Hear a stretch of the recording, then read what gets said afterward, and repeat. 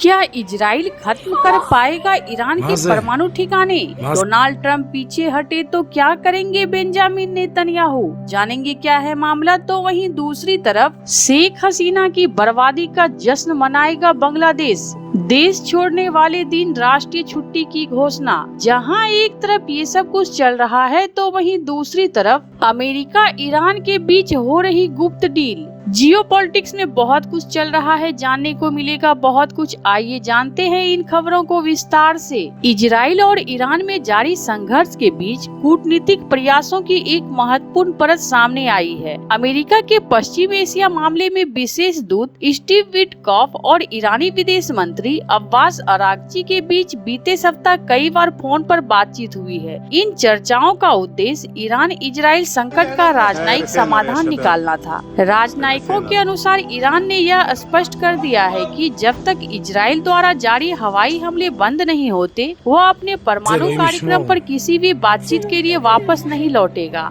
गौरतलब है कि ये हमले 13 जून से शुरू हुए थे, जिसके जवाब में ईरान ने इजराइल पर घातक मिसाइल हमले किए। हालांकि ईरान ने संकेत दिए हैं कि अगर इजराइल उसके परमाणु और सैन्य ठिकानों पर हमले बंद कर देता है तो वह अपने परमाणु कार्यक्रम को लेकर अमेरिका के साथ चल रहे वार्ता में कुछ लचीलापन दिखा सकता है। इस वार्ता के केंद्र में वही पुराना विवाद है। ईरान अपनी जमीन पर यूरेनियम संवर्धन के अधिकार को छोड़ने को तैयार नहीं, जबकि अमेरिकी राष्ट्रपति डोनाल्ड ट्रंप चाहते हैं कि तेहरान अपने यहाँ किसी भी प्रकार के संवर्धन बंद करे। ईरान का दावा है कि उसका परमाणु कार्यक्रम शांतिपूर्ण हो और वह परमाणु हथियार नहीं बनाना चाहता, लेकिन उसने 60% तक संवर्धित यूरेनियम का भंडारण किया हुआ है, जो हथियार स्तर के स्तर से बहुत करीब माना जाता है। ईरान वर्तमान में 60% तक यूरेनियम संवर्धन कर रहा है, जो हथियार ग्रेड स्तर 90% से थोड़ा कम है। अंतर्राष्ट्रीय परमाणु ऊर्जा एजेंसी ने हाल ही में ईरान को परमाणु समझौते के उल्लंघन के लिए गैर अनुपालन में पाया, जिससे तनाव और बढ़ गया है।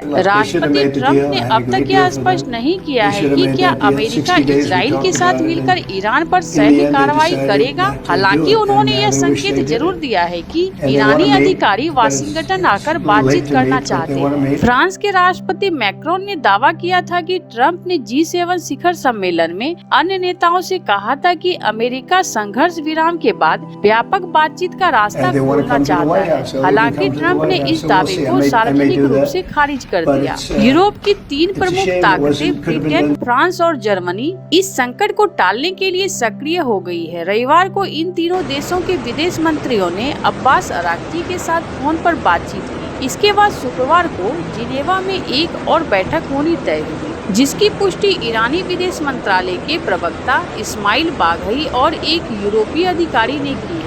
एक वरिष्ठ यूरोपीय राजनयिक ने बताया, G7 बैठक में जो संदेश साफ तौर पर उभरा वह यह था कि ट्रंप इस ऑपरेशन को जल्द समाप्त करना चाहते और चाहते हैं कि ईरानी सीधे उनसे बात करें, लेकिन साथ ही वह यह स्पष्ट कर रहे हैं कि ईरान को उनकी शर्तें माननी होगी। 13 जून को इजराइल ने ईरान के परमाणु ठिकाने, मिसाइल उत्पादन सुविधा और सैन्य कमांडरों को निशाना बनाते हुए अब तक का सबसे बड़ा हमला किया। इस हमले में ईरान के शीर्ष सैन्य कमांडरों और परमाणु वैज्ञानिकों सहित कई लोग मारे गए। ईरान ने इन हमले को युद्ध की कार्रवाई करार दिया और अमेरिका पर इजराइल का समर्थन करने का आरोप लगाया। राष्ट्रपति डोनाल्ड ट्रंप ने इजराइल के हमले को शानदार बताया, लेकिन साथ ही ईरान को परमाणु समझौते के लिए बातचीत की मेज पर आने की सलाह दी। राष्ट्रपति ट्रंप ने बार बार कहा है कि वह नहीं चाहते हैं कि ईरान के पास परमाणु हथियार हो। उन्होंने हाल ही में कहा, ईरान को परमाणु हथियार बनाने की अनुमति नहीं दी जाएगी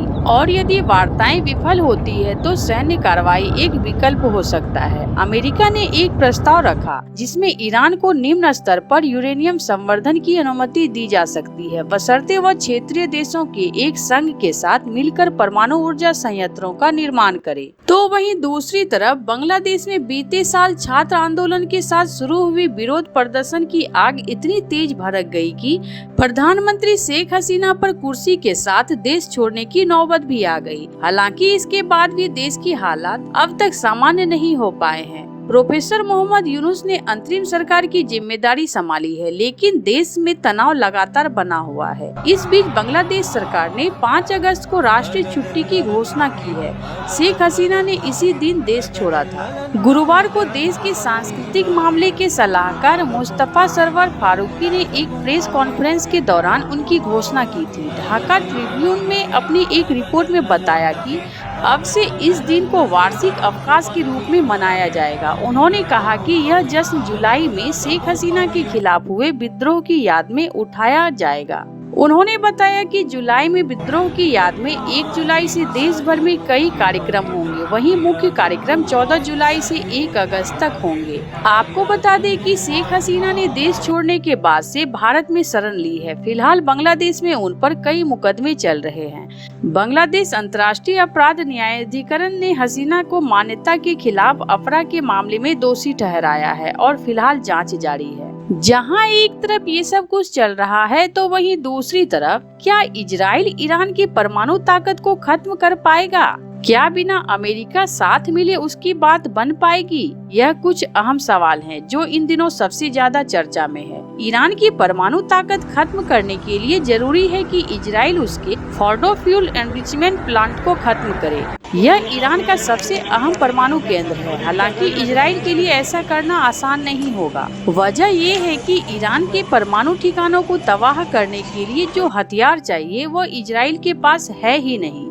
इसे खत्म करने के लिए उसे अमेरिकी हथियारों की जरूरत होगी। ऐसे में ये सवाल उठता है कि क्या अमेरिका उसे ऐसा करने देगा? ऐसा नहीं है कि इजराइल ने फोर्डो को तबाह करने की कोशिश नहीं की। ईरान के इस परमाणु ठिकानों पर इजरायली मिसाइलें की बरसात हुई है, लेकिन जमीन के अंदर होने के चलते और मजबूत सुरक्षा कवच के चलते यह परमाणु ठिकाना अभी तक सुरक्षित है। इस परमाणु ठिकाने को तबाह करने के लिए अमेरिका की GBU-57 मैसिव ऑर्डिनेंस पेनेट्रेटर के कई वार की जरूरत होगी। यह अमेरिका का 30,000 पाउंड बंकर बस्टर बम है। अमेरिकी राष्ट्रपति डोनाल्ड ट्रंप को इस बारे में जानकारी दी गई है कि फोर्डो को तबाह करने का फायदा और नुकसान क्या है। इसमें सामने आया है कि इस परमाणु ठिकाने को तबाह करने के बाद ईरान की तेजी परमाणु हथियार बनाने की क्षमता पर विराम लग जाएगा। हालांकि ट्रंप ने अभी इस बारे में अंतिम फैसला नहीं लिया है कि इजराइल को मुहिम का समर्थन किया जाए या नहीं। अभी ट्रंप यह देख रहे हैं कि क्या तेहरान के साथ कूटनीतिक बातचीत से उसके परमाणु कार्यक्रम को रोका जा सकता है। आपको बता दें कि इजरायली प्रधानमंत्री बेंजामिन नेतन्याहू ने स्पष्ट कर दिया है कि वह ईरान के परमाणु कार्यक्रम को तबाह करने के लिए अमेरिका का इंतजार नहीं करेंगे। हिब्रू भाषा में दिए गए अपने एक दुर्लभ इंटरव्यू में नेतन्याहू ने कहा है कि वह ईरान के सभी परमाणु ठिकानों को तबाह करने के लिए प्रतिबद्ध है। इसमें फोर्डो भी शामिल है और इजराइल अपने दम पर ऐसा करने में सक्षम है। ऐसा माना जा रहा है कि अगर अगले 2 सप्ताह तक ट्रंप इजराइल की इस मंशा में उसके साथ नहीं आते हैं तो नेतन्याहू कोई बड़ा फैसला ले सकते हैं। ऐसे आपको क्या लगता है इन सब मामलों में? आपकी क्या राय है? कमेंट कर जरूर बताएं। जल्द मिलते हैं अगले वीडियो में नई खबर के साथ।